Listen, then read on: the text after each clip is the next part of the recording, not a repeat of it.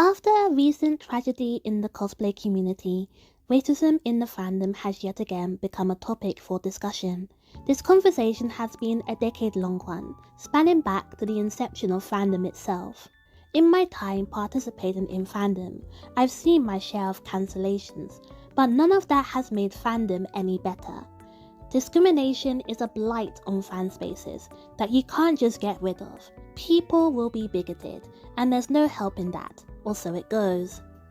The issue becomes a matter of a minority spoiling the fun for the majority, and once the dust inevitably settles, we return to reblogging, retweeting and reposting until the next controversy comes along. Part of my frustration with this cycle lies with the videos that come out in response to fandom bigotry. Awareness is important, yes, but the answer as to why the racism happens is rarely touched upon. In the end, the videos condemning the bigotry are watched by people who aren't contributing to the bigotry, and the perpetrators stay in their circles. Then, you might ask, isn't this video just another contribution to the "hey, don't do the racism" video genre? Yes and no. I want to put a spotlight on the rampant discrimination that is happening, because the fact that race has an impact in one's relationship with fandom is frankly ridiculous. However, I hope this video serves as an explanation as to why it happens, specifically when the fandom is East Asian in origin. Considering how notorious the western side of fandom is for bigotry, it's easy to paint East Asian fandom as unproblematic in comparison, but with the advent of social media, our spaces are no longer hampered by distance, which comes with its positives and negatives. It wouldn't be fair to make a video about racist experiences in East Asian fandom without giving one of my own. So, Konami has this rhythm game called Poppin' Music. It's pretty old, and they release a new version of the game about every 2 or 3 years.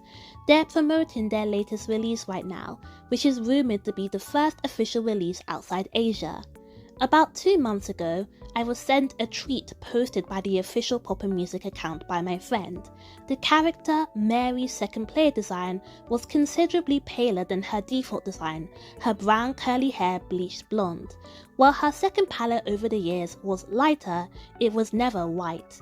Now, there are contentions over whether Mary was designed to be black, but her musical inspirations, such as jazz and R&B, and physical presentation, lean more stereotypically black than Asian. I quoted the tweet expressing my dismay with the decision, thinking it would circulate among my small circle of English-speaking fans, but what ensued was far beyond my expectations. My mentions were flooded with Japanese-speaking fans telling me to shut up, hurling sexist and racist expletives. Accusations that I wasn't a true fan accrued likes in the hundreds, while the instigators feigned innocent the entire time. While the English-speaking side of the fandom joked about the racist overreaction from the Japanese-speaking side of the fandom, no one directly stood in defense of my beliefs. In the end, I remained the evil black woman who brought politics into a quaint little game about bashing colourful buttons in time to the music, ruining the sanctity of the apolitical space in the process. And for this crime, I had to be punished. What irritated me the most was not the overt abuse I had received, but the idea that it represented their deep affection for the game, with one detractor praising another for their dedication to harassing me. Another proceeded to have a very long conversation under my post, taking it upon himself to advise me on how I should post more fan art of the game, which would assuage any fears that I was an agent set out to ruin their hearty fun. Years spent playing this game and money be damned. If I didn't want to be harassed, I should have posted fan art at least once a month. What began as a post criticizing an outdated design choice spiraled into a days-long harassment campaign against me. It made me think, is interacting with Japanese media even worth the hassle? But 2 months on, and only now I realize the bigger question. Why does the mention of race in East Asian fandom invite such levels of vitriol? Despite fears that my post would be the undoing of the game overseas, the Poppin' Music franchise remains alive and well, but my connection with the fandom is now forever scarred. This cycle of vitriolic outrage birthed from the visible presence of black and brown faces is deeper than fandom or subculture. It's the pushing of a new hegemony, one that white people have an easier time assimilating in. Whether the center of culture is in North America, Europe or Asia, black and brown faces are marginalized all the same. As a preface to the things that I'll be discussing in this video, I am not trying to downplay or diminish the racism that East Asian people face. However, the intra-racism that occurs within these spaces has been a point of grievance for many black and brown fans. This problem has long overstayed its welcome. There is no reason why these communities cannot improve on this front. My hope is that you watch my video with an open mind and give thought to experiences outside of your direct circle.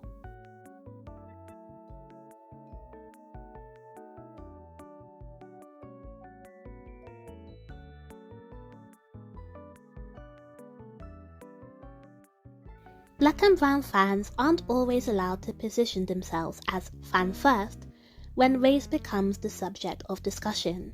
While non-East Asian fans of colour endure hostility and backlash for daring to speak up, white and East Asian fans often take the proverbial backseat and enjoy their chosen media guilt-free. When the criticism isn't well received, black and brown fans run the risk of their identity of fan being put into question. This double marginalization further secedes black and brown fans from global fandom, a binary of East Asian fans to the east and white fans to the west. Otebele, in her article The Anti-Fan is Black, Consumption, Resistance and Black K-pop Fan Visual Labor, assesses how black K-pop fans take on the label of critiquing the racism present in the industry. In her deconstruction of the backlash to online discussions around black cultural appropriation in K-pop, she writes, "Central to these comments is the return to black fans' emotion, sensitivity and crying that disrupts the positive pleasures often associated with the industry and fandom. Most notable is the organizing belief that K-pop and its fandoms exist in a post-racial reality where fandom is more enjoyable when linguistically and visually divorced from discourses surrounding race and racism." In short, discussions of race are not only viewed as disrupting the piece, but antithetical to the enjoyment of fandom as a whole. This phenomenon is also present in anime fandom. Black and brown voices on representation and caricature are often dismissed, the fans pegged as anti-anime, anti-Japanese decriers, demanding their way in a space that is explicitly not theirs. Therefore, any reaction to the criticism, racist or not, can be reframed as an appropriate response to a perceived threat, a takeover of a culture that is distinctively and wholly Japanese. The position that anime is a national culture has its issues, which I will discuss in the next section of this video. This reaction cannot be attributed to individual beliefs around racialized groups, but the status quo, which reduces race to an issue unique to Western countries. Even in Japanese discussion, the term for racism, kinshu sabetsu, is seldom used. Despite the public perception of Japan as a deracialized country untouched by politics of race, the online space is very much polarized by ethnicity. John G. Russell, in Redefining Japaneseness, documents the backlash to Serena Williams' comments on her treatment in the tennis world, the netizens generalizing all black people as having a victim mentality, conflating their hate with anti-Korean sentiment. He writes, and I quote, "In the roiling, racist imaginary of Japanese cyberspace, both blacks and Koreans are regarded as volatile, hyper-emotional groups that draw on the past and seek special privileges based on claims of past and present abuses. While it's common to assert that East Asian participants of East Asian media have no historical reason to be discriminatory against black and brown people, racism continues to proliferate in these spaces. The de facto hierarchy in East Asian fandom puts black and brown before white before Asian, creating an environment which delegitimizes real concerns and fans the flames of outrage. This glaring negative is a stain on what's otherwise an interesting site for transcultural communication. While subcultural East Asian media is often praised for subverting normative ideas around gender presentation and sexuality, race continues to be the elephant in the room. Race is compartmentalized, attributed to good or bad qualities, and English-speaking black and brown people, in discussing race or making their blackness and brownness overt, are reduced to anti-fans, sullying the space with political correctness talk. Even if no mention of political ideology is mentioned, it is assumed. The recent trend of drawn cosplay with characters from popular manga Chainsaw Man resulted in a harassment campaign against a 16-year-old black artist who had drawn over Denji in his likeness. Quote tweets from Japanese and Korean-speaking individuals received likes in the thousands. Whatever one might personally think about racebending, it has and continues to function as a mode of creative expression for some black and brown fans. As McCoy writes in The Bittersweet Taste of Black Anime Fan Experience, black fans may engage in fan culture in unique ways that interweave their blackness and their interest in anime. Some fans choose to reimagine and redesign anime characters as black in their art or writing. The reasons for doing so vary for each person, whether it is a form of self-expression, an opportunity to further relate to characters on screen, or to address the lack of black characters in anime. Regardless of the reason, these fan practices stem from a love of a series and a desire to form a community, yet they are often met with vitriolic comments from prejudiced audiences.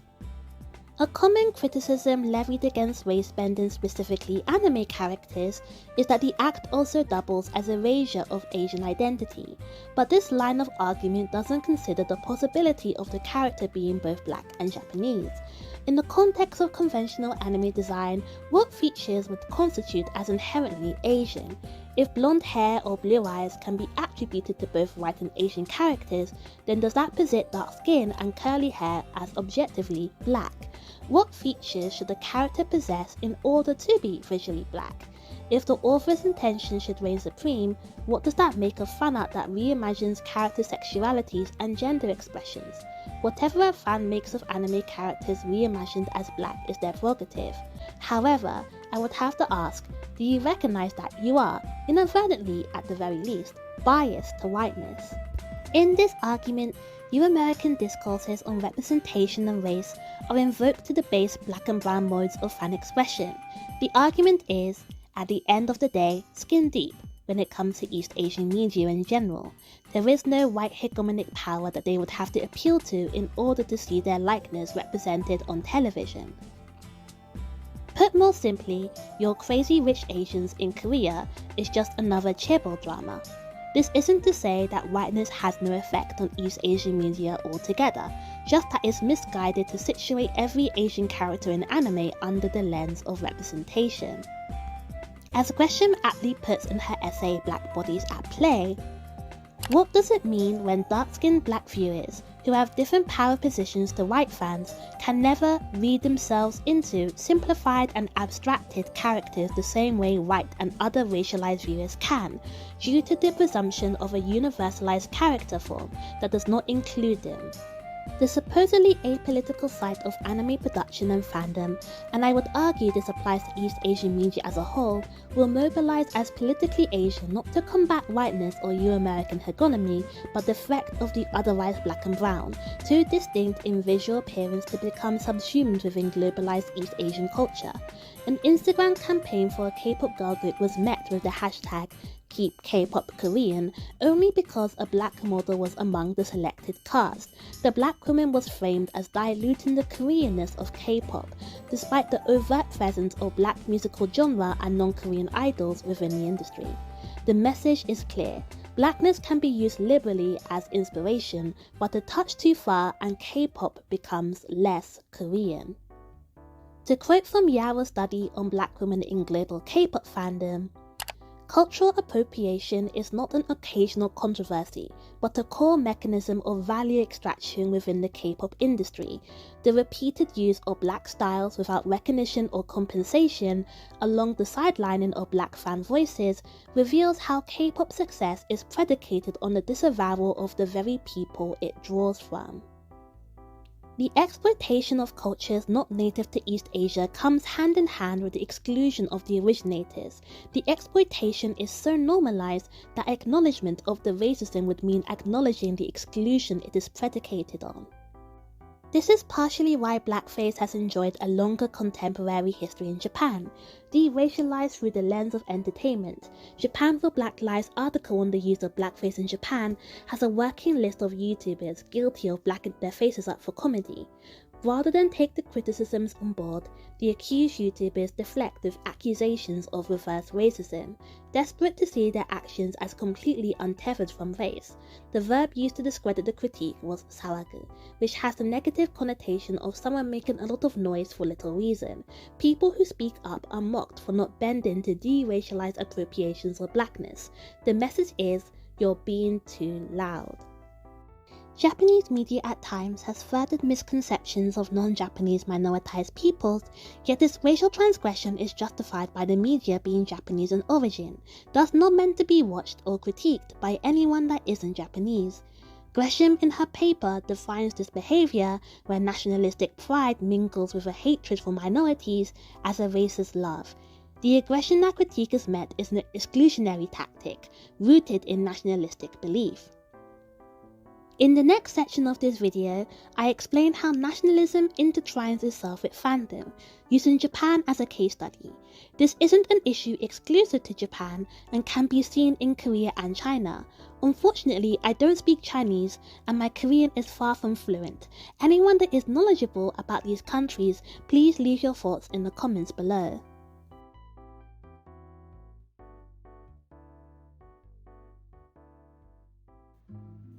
The conversation around racism in namely anime fandom is most often than not entirely attributed to white Americans.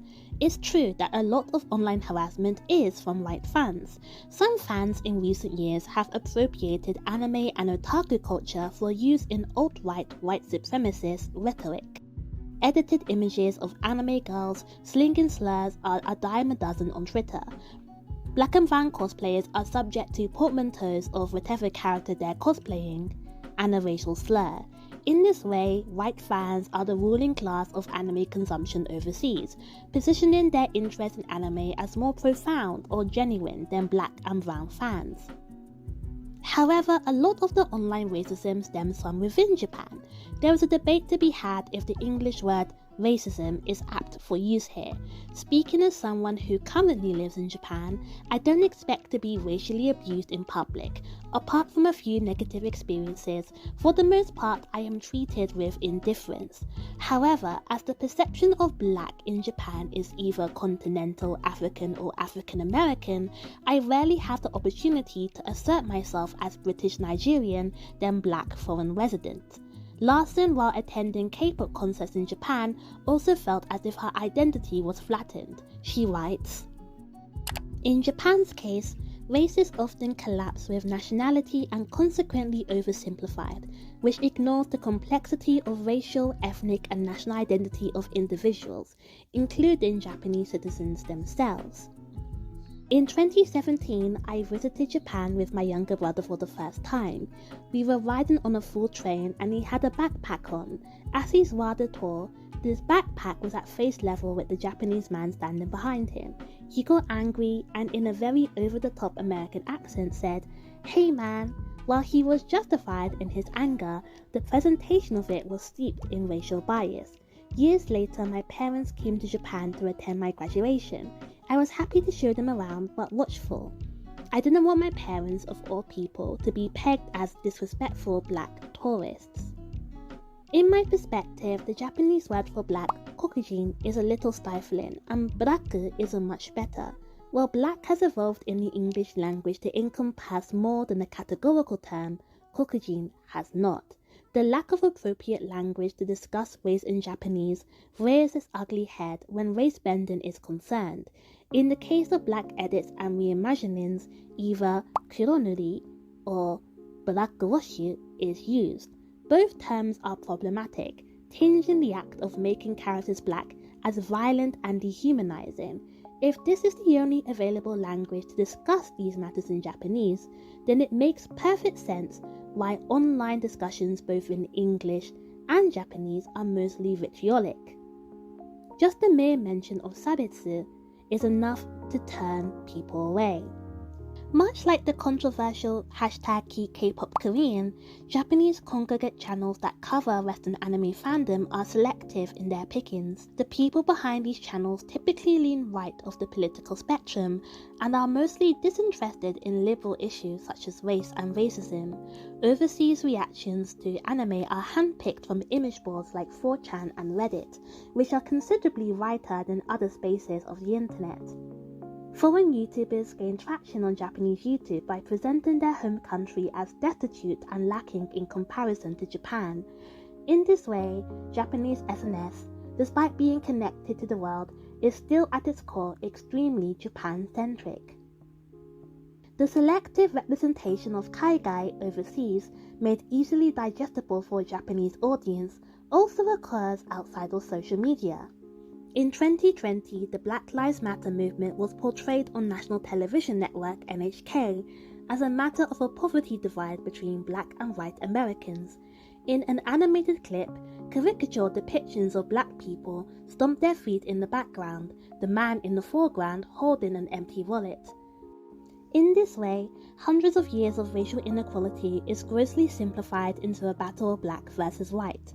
It's insipid but effective programming. The posturing of anti-black racism as a uniquely American affliction complicates the act of condemning anti-black sentiment in Japan. I often see white and East Asian fans express that while black and brown people cosplaying anime characters is okay, race bending isn't. This would hold weight if black and brown cosplayers were not often met with racism.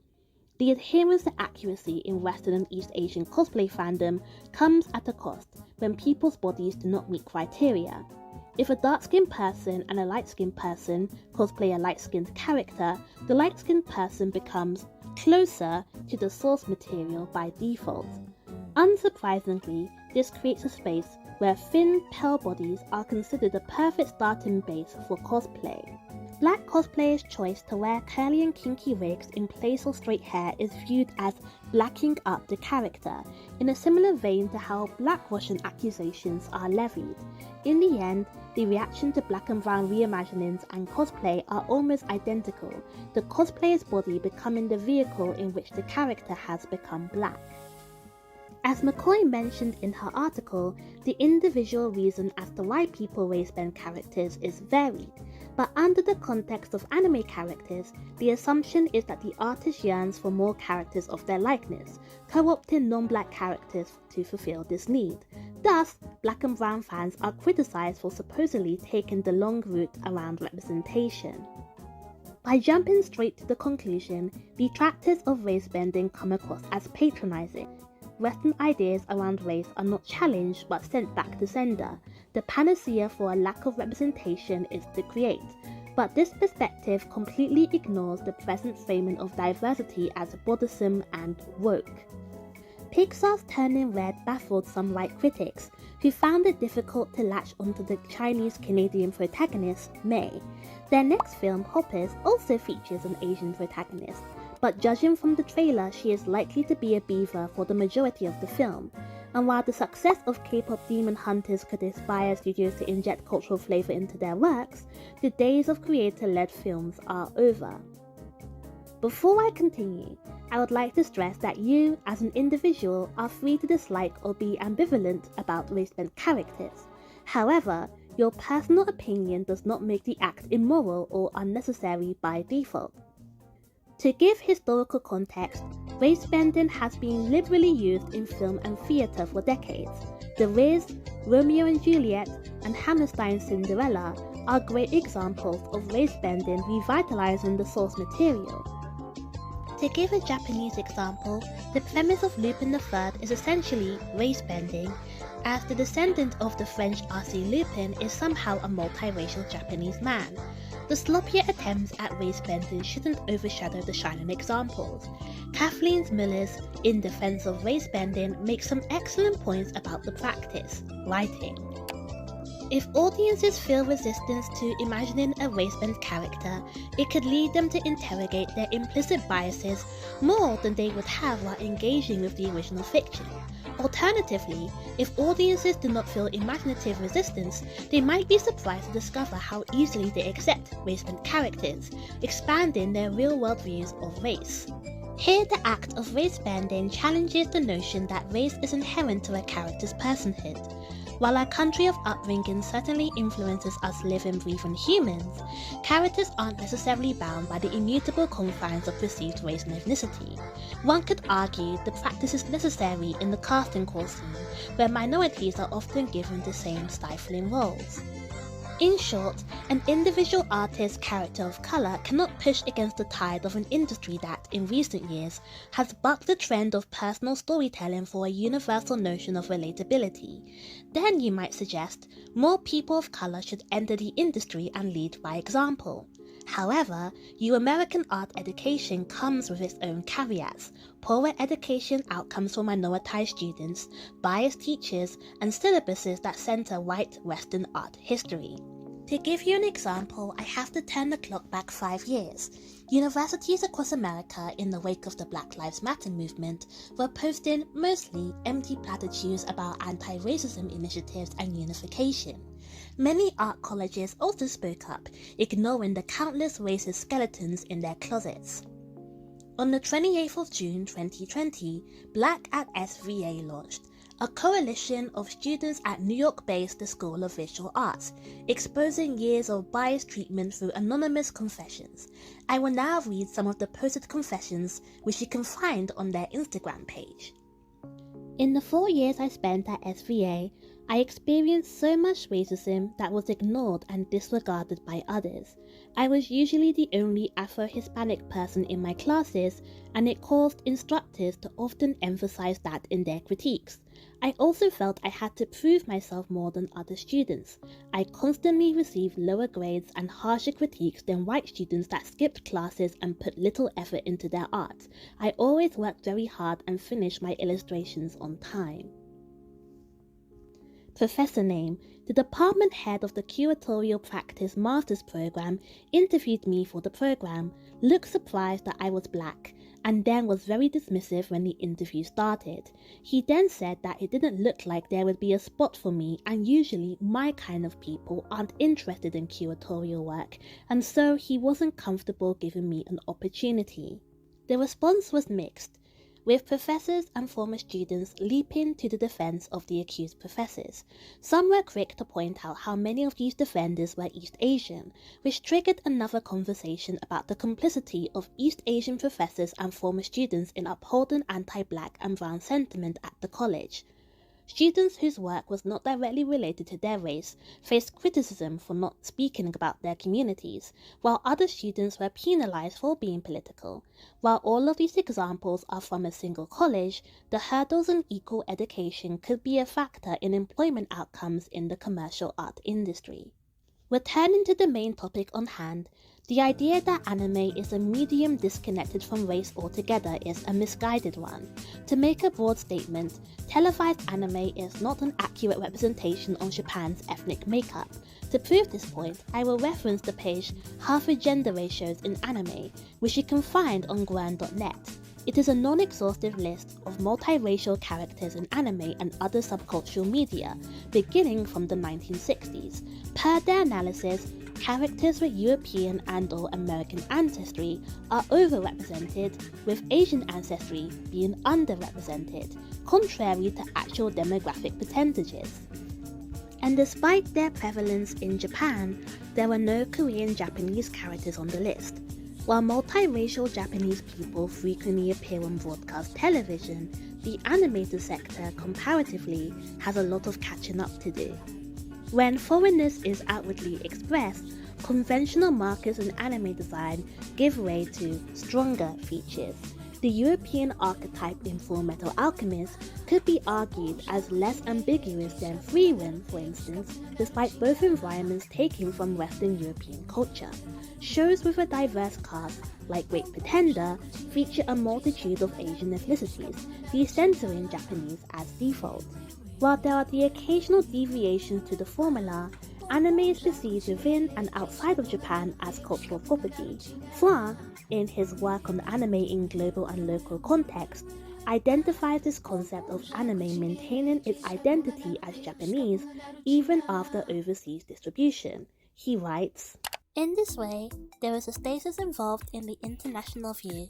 Even as anime moves across borders, the Japanese product outside of Japan is still Japanese. Japanese popular culture, gone global, is still Japanese." In trawling through quote tweets on Twitter, a reoccurring criticism of race bending was that it was disrespectful to the original creator. But wouldn't this be for the creator themselves to decide? The implicit assumption being made here is, as I and the creator are both Japanese, we both are invested in maintaining the cultural identity of this work as Japanese. Therefore, I can confidently speak on their behalf. Respect or showing respect, in this context, is less about heeding the creator's wishes and more about affirming the character as strictly ethnically Japanese. Koichi Iwabuchi, in his 2002 paper, Nationalism and Narcissism, Japanese Popular Culture Goes Global, refers to this pattern of thinking of which one expresses national identity through cultural commodities as soft nationalism, which differs from traditional hard nationalism. He writes, "Animation and digitalized software have somehow become an officially recognized form of Japanese culture, but the progress of globalization only exacerbates a deep-seated uneasiness about keeping Japanese animation industries Japanese." Black and brown reimaginings are then the fear of a globalized anime come true, foreign features pervading homogeneous design. But as Russell would discover in his analysis of the #Sailor Moon challenge, recreations of Usagi with writer traits faced little to no scrutiny. On the subject of blackwashing, this is what he had to say. "Given this tendency, the question is not merely whether or not Japanese anime characters can be black, but whether they can be black and remain Japanese. The level of ire reserved for black and brown reimaginings compared to other ethnicities is appalling to see. Last year, I saw black reimaginings of Freewind be slandered in a multitude of languages, while a tanned reimagining of Freewind from an Eastern European country only received praise. I want to lightly touch upon how Middle Eastern and North African cultures are often misrepresented and exoticized in anime. As an example, the first ending to the sports anime 3 has the characters wading through deserts, donned in a hodgepodge of cultural clothing. Black culture, in its global ubiquity, is not mysterious enough to be looked at as fondly." Iwabuchi, in the same paper, goes on to neologize a phenomenon of which Japanese citizens affirm their identity as Japanese through Euro-American perspectives. This dependence on American and European reception for a sense of self beyond country borders is, from Iwabuchi's perspective, narcissistic in nature. Even if the relationship between Japan and the West is no longer conceived in terms of a straightforward Orientalist autonomy, Japanese indulgence in soft nationalism still depends on the gaze of the dominant Western other. Using his theory, the presumed homogeneity of anime requires a dismissal of race to establish itself as Japanese abroad. Multi-ethnic identity, through decades of underrepresentation and misrepresentation, has, in an ironic way, become westernized. Over the years, I've read countless comments from Japanese speakers who were adamant that non-Japanese people shouldn't bring race matters into Japan. But what does this mindset bode for people born in Japan with no Japanese ancestry? For people whose visual appearance differs from common images of Japaneseness? And for a society where speaking more than one language, the nation's language, is enough to minoritize you? This social issue extends beyond the intent of this video, but I would implore for those same people to do the reading and look beyond their personal experiences with identity.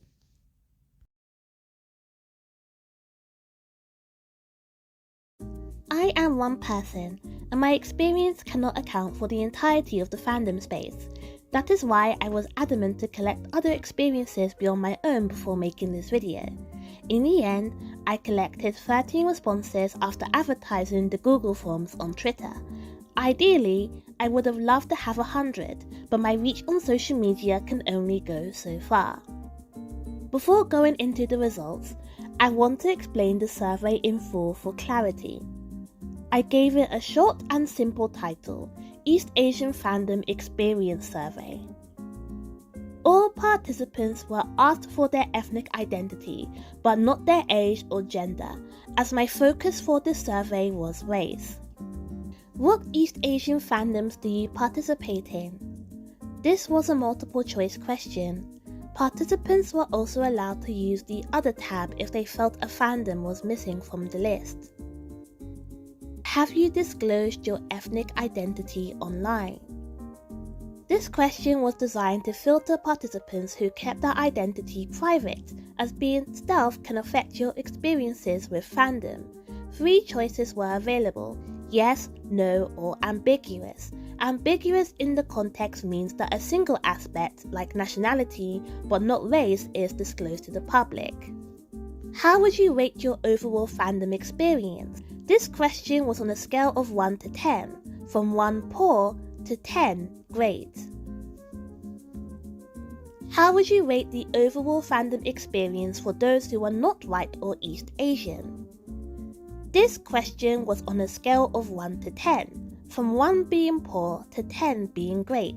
I included this question to measure the participants' perceptions against a generalized white or East Asian experience. Have you felt that your background has affected how you navigate East Asian fandom spaces? This was a yes or no question. This question was included to measure how race could impact fandom experience strictly in an East Asian context. Have you ever felt personally discriminated against in an East Asian fandom? This was a yes or no question. Have you seen your background discriminated against in an East Asian fandom? This was a yes or no question. While someone may have personally not experienced being discriminated, seeing your ethnic identity mocked online is not uncommon, hence the inclusion. Please describe an experience in an East Asian fandom that you think was an act of racism. This was a long answer question, with a maximum character count of 1000. Participants had to specify whether the experience was first-hand, personal, second-hand, witnessed, or heard from a third party. Please describe an experience in an East Asian fandom that you think was an act of colorism. This also was a long answer question with a maximum character count of 1000. Participants had to specify whether the experience was first-hand, personal, second-hand, witnessed, or heard from a third party. I wanted to measure for colorism, as Asians who aren't East Asian can experience discrimination in this way. How would you compare the level of discrimination in East Asian fandoms to Western fandoms? This question was on a scale of 1 to 10, 1 being worse to 10 being better. 5 is neutral, as in the two are equal in discrimination. I wanted to weigh East Asian fandom against American fandom, considering the prevailing perception of East Asian fandom as less racist. Do you think that comparatively, white fans of East Asian media have an easier time navigating East Asian fandom spaces? This question had 3 options: yes, no, and I don't know. If you answered yes, why do you think that's the case? The follow-up question was a long answer text with a maximum character count of 500. Here, participants had to explain their reasoning as to why they felt their experiences differed from white fans. All follow-up questions had a character limit of 500. Do you feel that it's harder to discuss race ethnicity in East Asian fandom spaces compared to Western fandom spaces? If you answered yes, why do you think that's the case? Do you think East Asian participants of East Asian media should learn about cultures outside their own? If you answered yes, why do you think that's the case? These questions follow the same pattern as the first, with participants expected to explain their reasoning under the context of East Asian fandom. What would you like to see improve in East Asian fandom spaces? This question was a long text answer, with a maximum character count of 1000. This is a matter of opinion. and thus there was no criteria given. Although there are 13 participants in total, some have not consented for their opinions to be quoted in this video. Please understand that given the nature of the questions, this is a very understandable choice. All participants gave nicknames, which I'll be using to differentiate them from each other. What East Asian fandoms do you participate in? Respondents answered across the board, with animation and comics receiving the most counts, and video games coming in second. Have you disclosed your ethnic identity online? The majority of respondents had disclosed their identity online, with only one respondent choosing to stay anonymous. How would you rate your overall fandom experience? This averaged 5.61, with 4 respondents rating a 4.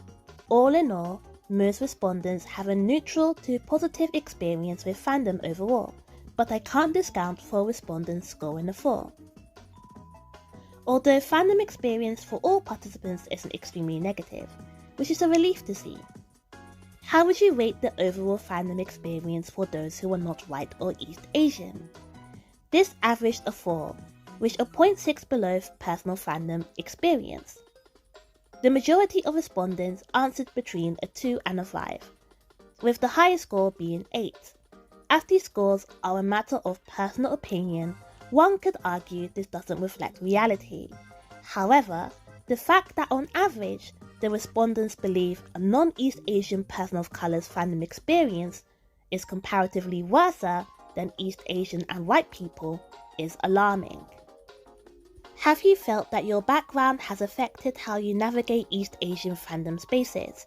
This was a text answer, so there isn't an average to give here.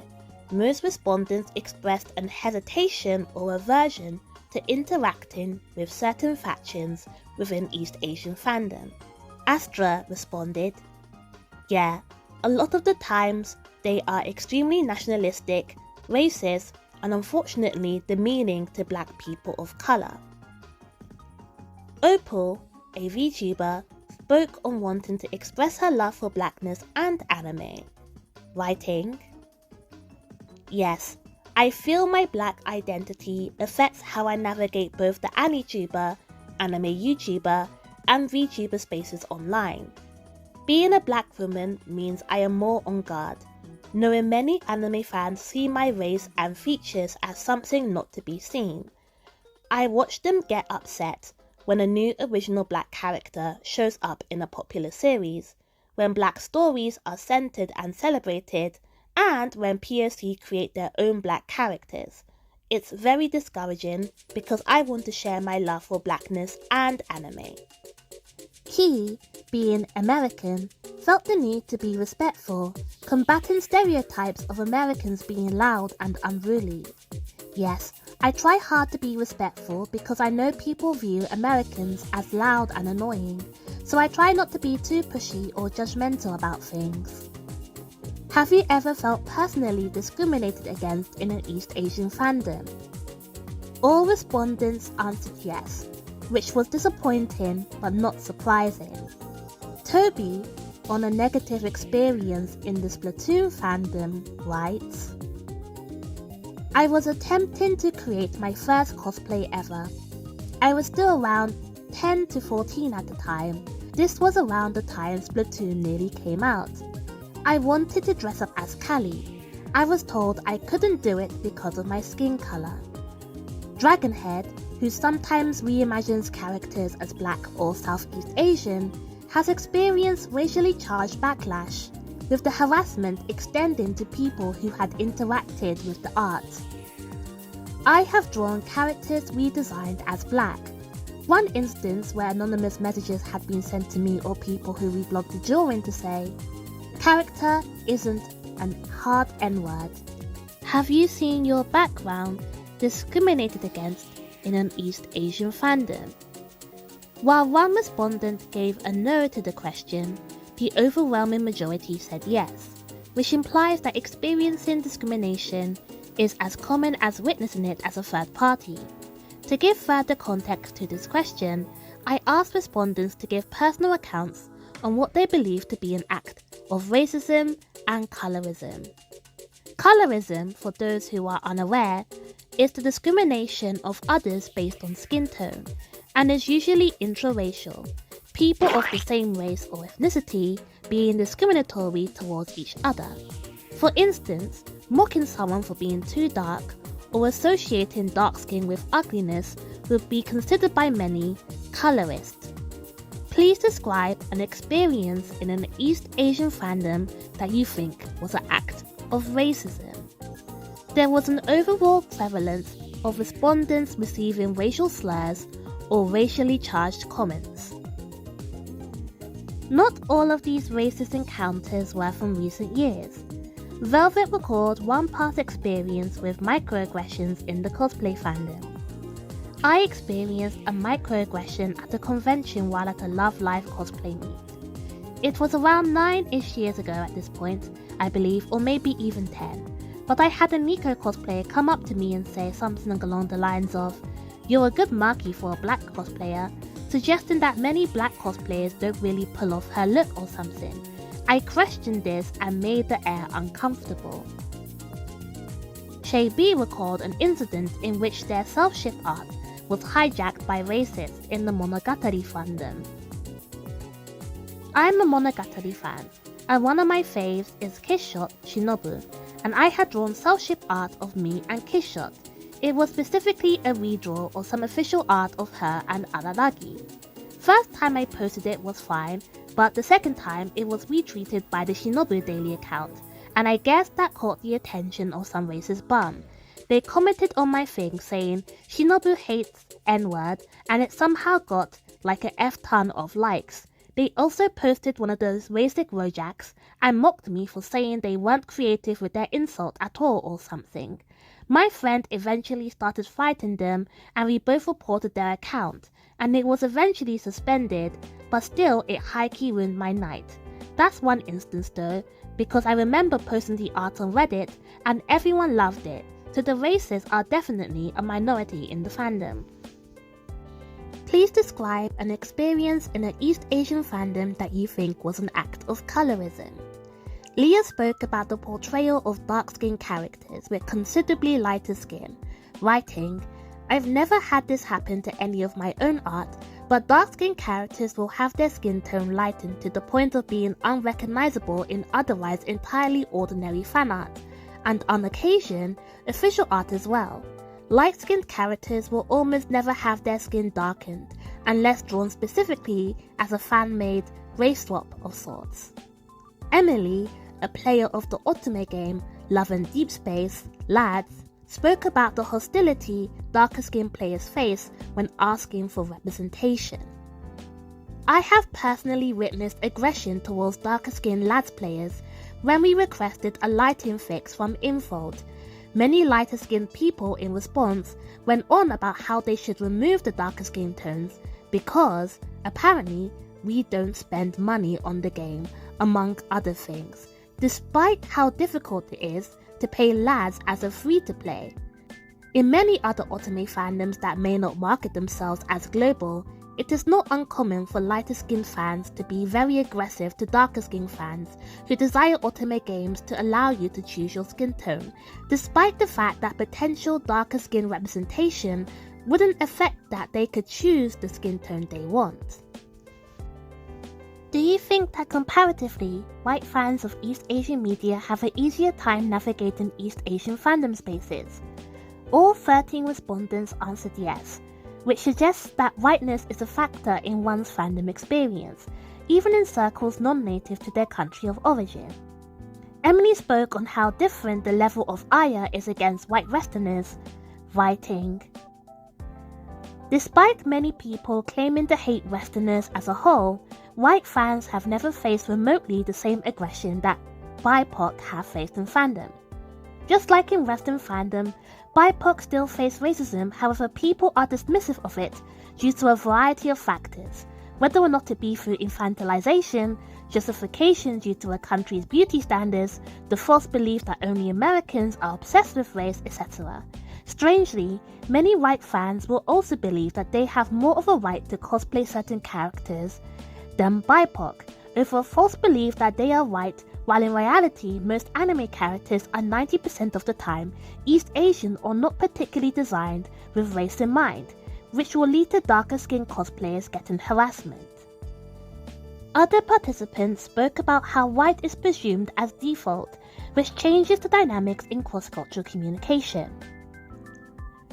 Velvet writes, I believe that US white fans find themselves to be the forefront of these spaces.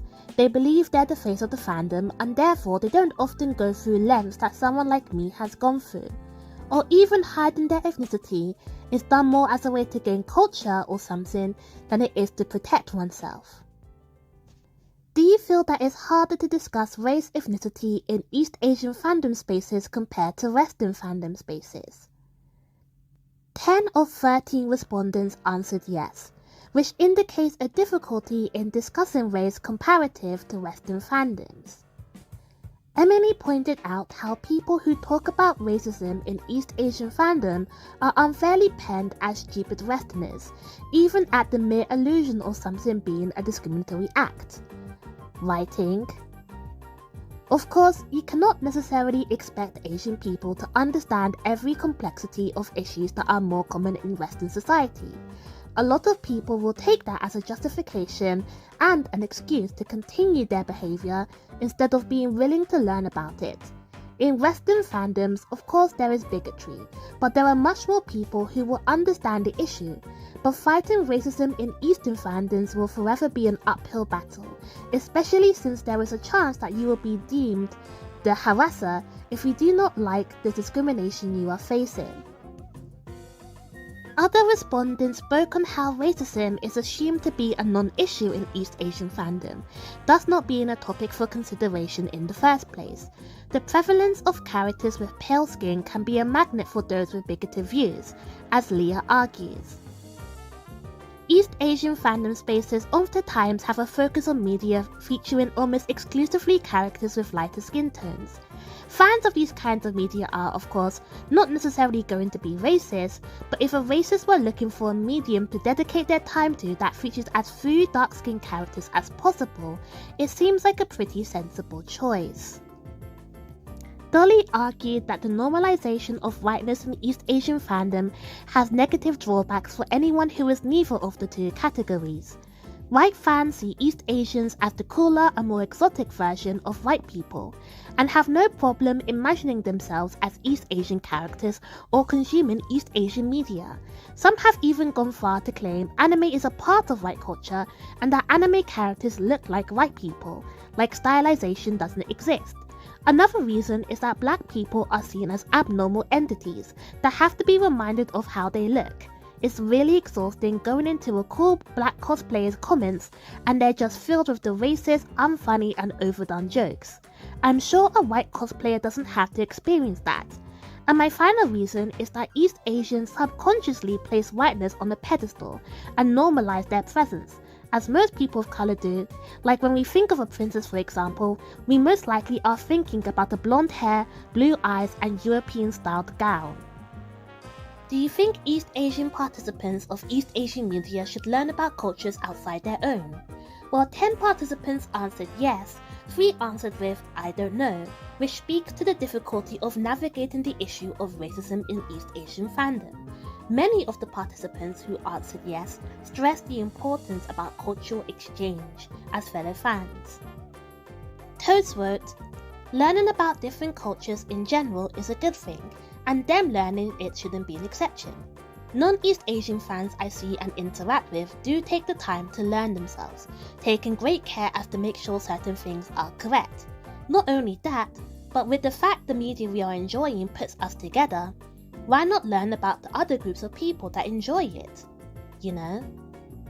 Astra spoke about the benefits in expanding one's worldview and unlearning stereotypes about POC, writing, because they, East Asians, are typically so sheltered from another world that they think their worldview is the only one that could be correct.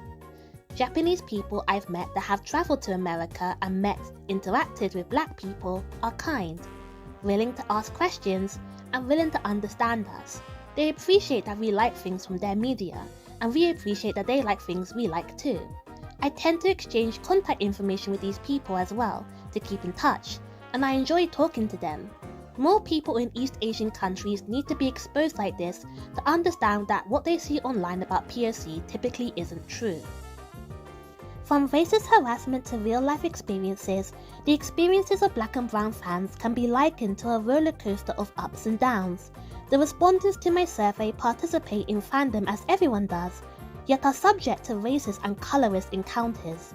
Their racial ethnic identity cast in a negative light, fans are forced to adapt, reason and negotiate, while the perpetrators see no long-lasting consequences. The politics of the space, which are skewed to benefit those who are lighter in complexion most, unfortunately otherizes those who are not. And while ignorance can be attributed to some fans in the space, it doesn't excuse nor exonerate their behaviour. These are only a few snippets from the survey respondents. Rather than an isolated case, think of it as a small fraction of the hostility that many black and brown fans endure out of their love for their hobbies.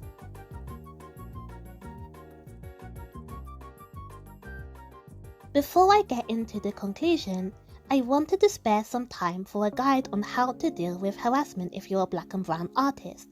While this guide was made with race reimaginings in mind, it can be liberally applied to any backlash that's racially charged. Sometimes in the moment, it's easy to feel paralyzed or jump to locking your account. If posting your art online is negatively affecting your mental health, it's okay to step away, whether that's temporarily or permanently.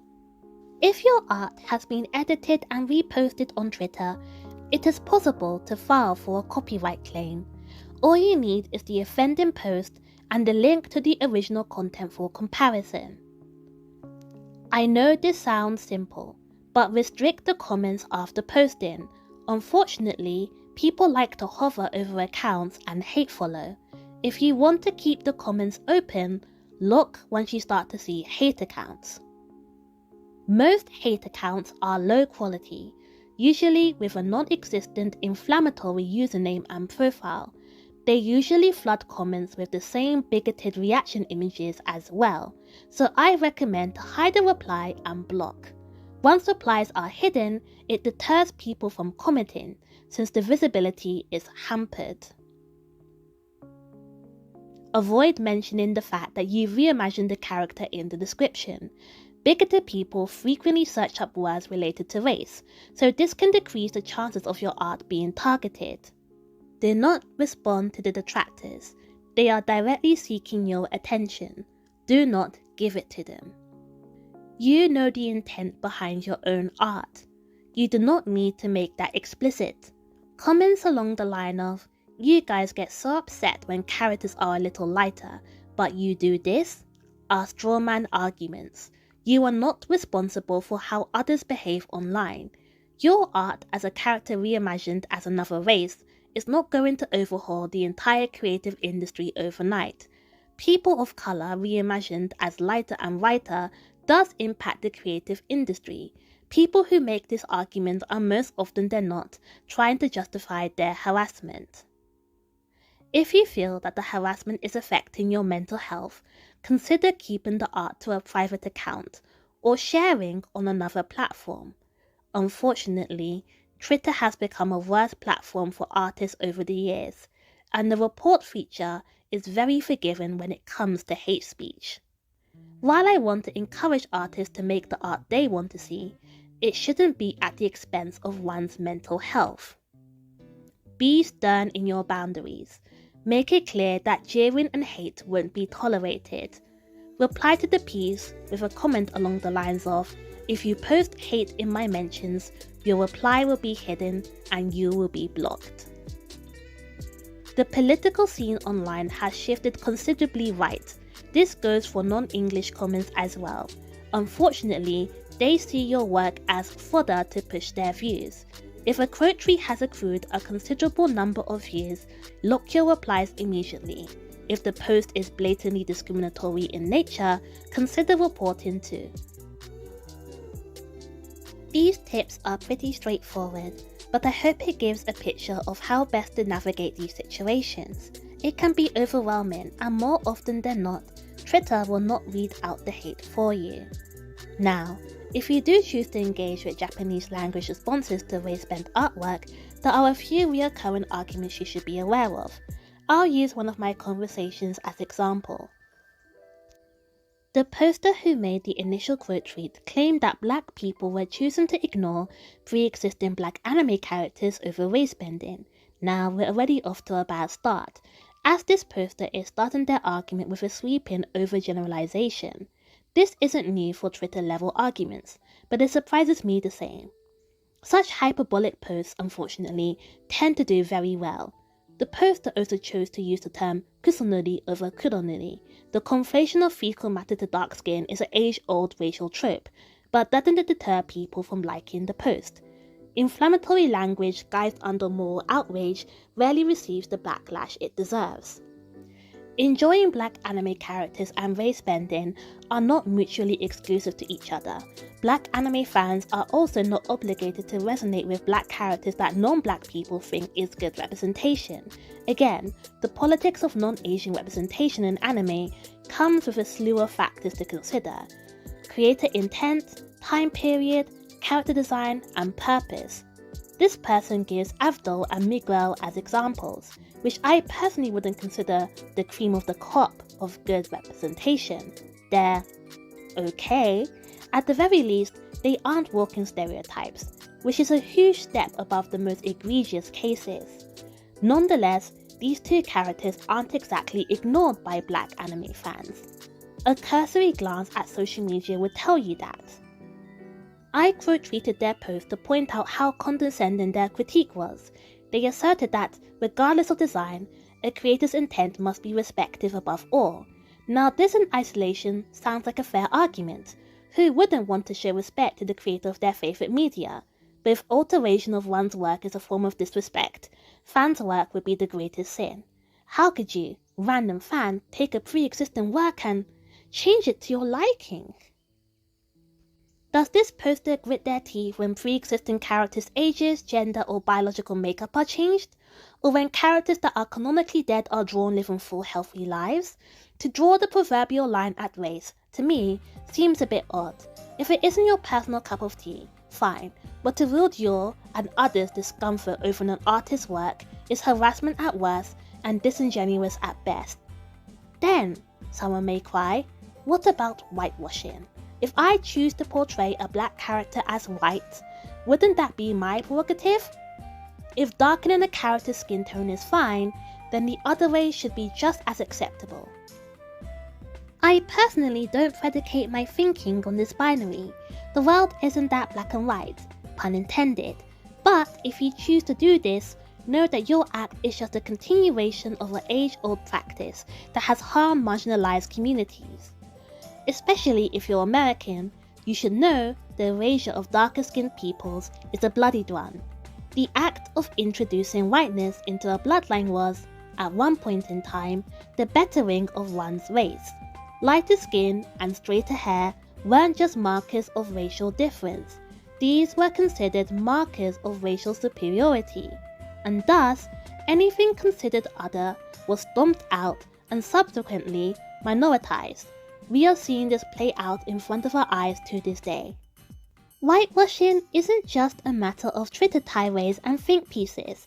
It takes form in the erasure or rewriting of history, the continued dehumanization of indigenous people as outsiders to the modern world, exclusionary practices that lead to poorer life outcomes for marginalized people, and yes, the minimizing of features that cannot be subsumed into whiteness, which includes, but is not limited to, the lightening of skin tone. Now, does that mean the act of portraying a character a tad lighter in skin tone should warrant personal attacks?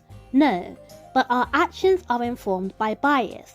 This can range from presuming a doctor to be male first, or thinking a teenager in a hoodie must be up to no good. However, if you draw ignorant to your own biases, it will inevitably show up in your work. As Helliger so aptly puts, whitewashing the past goes far beyond how the Civil War has been traditionally taught in American schools as a battle over states' rights, in which slavery was but an afterthought and the major players were all white. Abraham Lincoln, Ulysses S. Grant, Robert E. Lee. It's all over the paucity of non-white heroes in the mainstream version of American history. It's in the depiction of Jesus Christ and other biblical characters as being European white and often blue-eyed, although the Holy Land, where all of the biblical stories unfolded, is in the Middle East. It's in the literal and figurative whitewashing in statues like Michelangelo's King David, based on the Hebrew king, and the Nefertiti bust, based on the African queen. That is the history of whitewashing that goes ignored to favour a binary. If I search whitewashing, I can read up on decades of peer-reviewed historical research and first-hand accounts of marginalised people. When I searched blackwashing, I met with poorly thought-out think pieces and video essays that conflate the discomfort with morality. This moral absolutism is at the core of blackwashing accusations, as Rendall identifies in his work, Toxic Controversies, the online imagining of blackwashing and anti-fan victimhood, to quote from his conclusion, "Consequently, those claiming media blackwashing and the rhetoric they use in discussions are emblematic of toxic anti-fandoms that combine negative responses to media text, whether real or imagined, with an a priori right-wing politics engaged in punching down at marginalised cultural identities. Blackwashing is a multifaceted imagined conspiracy that operates on a continuum of anti-fan proximity, an imagined practice undertaken by an imagined construction of key industry players in film and television, imagined audiences who hypocritically enjoy inauthentic texts, imagined histories narrowly defined, and even imagined media that does not exist.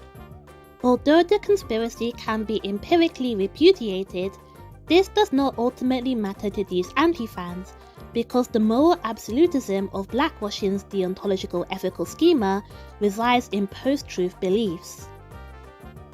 At the end of the day, if you consider editing Lucio from Overwatch as a pale-skinned person with brown locks is fair game, then by all means think that way. But I would say in response, your adherence to the institution of whiteness as a unified people with pale skin, blonde hair and blue eyes concerns me. It's evident as to why black and brown reimagines invite so much fury. It pushes against the act of minoritizing people. Stories with leading LGBT characters are the alternative to those with cisgender, heterosexual characters as the lead. Black characters in anime and manga can occupy a role or side character, but are rarely placed in a position where their presence is meaningful to the narrative. The solution is not just for the marginalized to step up. Those with privilege must question their biases and actively stand against bigotry wherever it takes place, even in the spaces that matter most to you. I initially planned to upload this video last year, but I found myself hesitating on going through with the idea. I wanted to contribute to the ongoing conversation on fandom racism, but the act of discussing race at all is taxing. It would be easy to consider myself fan first and consume media with no care in the world. I could keep my grumblings private, vent to my friends, and that would be the end of it. But as the online sphere grows more polarizing by the day, I can't in good faith do that. Someone needs to say something, and having spent a good portion of my life engaging with Japanese media, I have a responsibility to call out the good with the bad. If racist love can exist, then I say critical love can exist too. It was my interest in shoujo manga, magical girl anime, and Japanese street fashion that led me to doing a master's in Japanese studies. Twice. I left my home country nearly 4 years ago to live in a country completely foreign to me. I don't make this video out of malice, but at the same time, I've seen a staggering increase of online racism levied against black and brown people, in English and Japanese. And when I chose to speak up about a game franchise that I've been involved in for over 3 years, it was Japanese posters who questioned my fan status, who called me slurs, and who told me to stop playing, weaponizing their racist love for a fictional character that very much resembles a black woman, while being actively vitriolic towards me, a black woman, and when I called it out for what it was, bullying, I was expected to apologize for supposedly ruining the hype, because that was the real issue here. I had poured hours of my life into playing the game, attending events and buying merchandise, and yet, me critiquing the game company's actions had in a way undone all of that. So where does that leave me? Was it the better choice to keep quiet and just enjoy the game? Some could say this is just me trying to moral grandstand over other people, that I'm talking about race in places where it doesn't apply, that society has progressed beyond race. Yet, I'm seeing a rise in anti-immigration sentiment worldwide, including non-black vloggers spreading anti-black sentiment in Japan. If this trend keeps up, I only see more of this vitriolic language spreading, which frightens me. So when fandom, a space that should be welcoming and all-inclusive, is actually hostile and fragmented, staying silent becomes the harder thing to do. When I see people downplay this bigotry as just terminally online people looking for clicks, it's not the reassuring statement they think it is. As a collective human race, we're spending more and more time online, which means a constant exposure to online bigotry. Reading the responses was staggering. Every respondent had experienced racism in their respective fandoms. My case wasn't an isolated one, something that I had brought on myself for being politically correct. No, racism is just as much of a problem in the East as it is in the West. But when your opponents aren't raging you American male misogynists, it's sometimes harder to speak up. You worry that you're talking out of turn, imposing on a space you don't belong to. All the while, racism and bigotry persist. No one says anything, then it happens again and again. I hope this video can serve as a space for black and brown people to open up about their experiences, and if you are East Asian, I hope you engage with black and brown fans with an open mindset and listen to their stories. Together, we can make fandom a better place. I purposefully omitted the final question of the survey. What would you like to see improve in East Asian fandom spaces? From the previous discussion. I think, given how caustic online discussion around the topic can be, that working towards change is just as important as laying out the faults. I'd like to see more willingness to understand, take accountability, and harbour an environment that allows for all kinds of people to enjoy themselves and appreciate the media at hand. I would love for people to spend more time getting to know one another and not be so quick to jump at each other's throats. This also applies to Americans too, who can respond with hostility to people who generally do not understand there is a world outside of their own. Because kindness goes such a long way, and if you can be kind, respectful, and willing to listen and learn from someone different than you, you can be a better person. We need people to create those spaces and to be the person they want to see in others, not just say they want change but still harbouring that environment. If they do feel attacked by something a foreigner does, we need to challenge them on what bothers them about what we are doing, i.e. black edits. It's also better to explain to someone how their form of appreciation is different from what they might be used to. Appreciation towards darker skin tones or varied ethnicities within design. It's a pleasant surprise if I ever encounter an art form that does so. I definitely wish people would start being more empathetic to black fans and our experiences. There honestly hasn't really been a time where I felt like I was completely welcome in fandom, even among my own mutuals at times. Racism will never solely be an American issue, nor will colorism or anti-blackness, and is generally disgusting to imply that it is. Just because people aren't cognizant that they are engaging in these forms of discrimination doesn't magically mean that they stop existing or are somehow immune to perpetrating them. A lot of artists demand to be left alone, and I 100% agree with that.